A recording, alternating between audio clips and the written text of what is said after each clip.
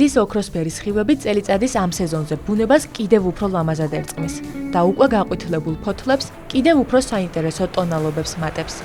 ეს ტურისტული მოგზაურობების ერთ-ერთი მთავარი მიზეზია. ბათუმის ბულვარი და სანაპირო ზოლი ყოველდღიურად ასობით და ათასობით ვიზიტორს მასპინძლობს.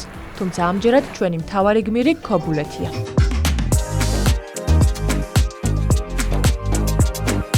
შემოდგომა თითქმის მიიწურა, რაც იმას ნიშნავს, რომ აჭარაში ნარინჯისფერი რთველი იწყება.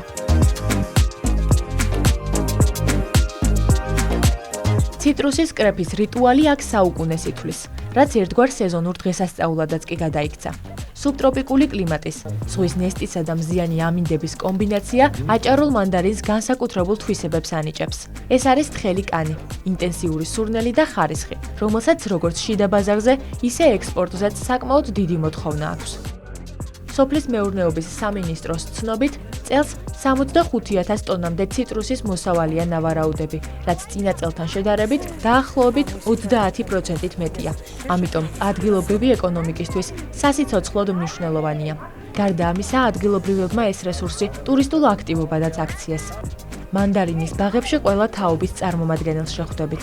სურნელი და მონაწილეების შრიამული ერთიანად მომაჯადოებელ ატმოსფეროს ქმნის. სწორედ ეს იწვევს ამ ბაღებში ქართველი და უცხოელი ვიზიტორების ასეთ სიმრავლეს. აჭარის მთავარი სტრატეგია რო გახდეს 4 სეზონის ტურისტული მიმართულება, რა თქმა უნდა მოიაზრებს ყველა სეზონზე ტურისტული პროდუქტების გამოკვეთას, რომელიც საინტერესო იქნება როგორც ადგილობრივებისთვის, ასევე უცხოელი ვიზიტორებისთვის და ნარინჯისფერი რთველი, რომელიც მოიაზრებს ციტრუსთან დაკავშირებულ აქტივობებს, რა თქმა უნდა არის ძალიან საინტერესო ვიზიტორებისთვის. Good place. კარგი ადგილი და აქტივობაა. პირველად ვესწრები რთველს და ჩემთვის ძალიან საინტერესოა. კრეფის პროცესი გვახალისებს მეც და ჩემს ქალიშვილსაც. სასიამოვნოა ადგილობრივი კულტურისა და ტრადიციების გაცნობა. მანდარინი კი ტკბილი და გემრიელია. ფესტივალი არის ძალიან საინტერესო. ასევე ძალიან კარგია ჩემი აზრით აჭარის განვითარებისთვის, იმიტომ რომ ხედავ არის ძალიან ბევრი ტურისტი. ჩამოვედით სამტრედიიდან და ჩამოვიყვანეთ ჩემი შვილის კლასი. ძალიან კარგი გარემოა.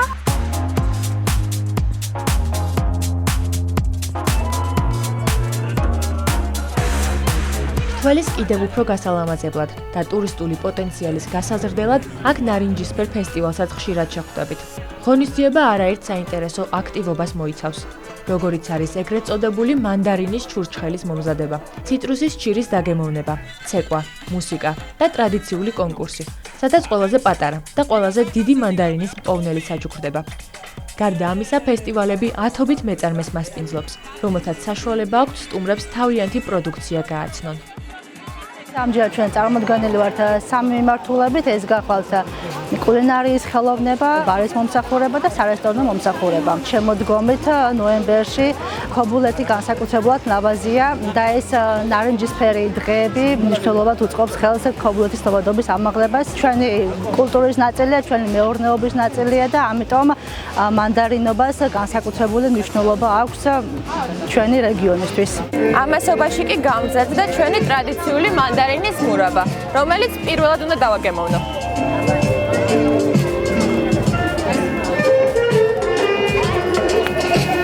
ეგზოტიკური, რაღაც გამორჩეული გემო აქვს, თან ტკბილი, თან მანდარინის სიმჟავის მატარებელი და მე მგონი უნდა გასინჯოთ. რეგიონში ფესტივალების მასშტაბები ყოველწლიურად იზრდება. წლის საშემოდგომო აქტივობები ჯერ კიდევ არ დასრულებულა. თუმცა აჭარა ახლა პარალელურად ზამთრის სეზონის აქტიურ სამზადისშია.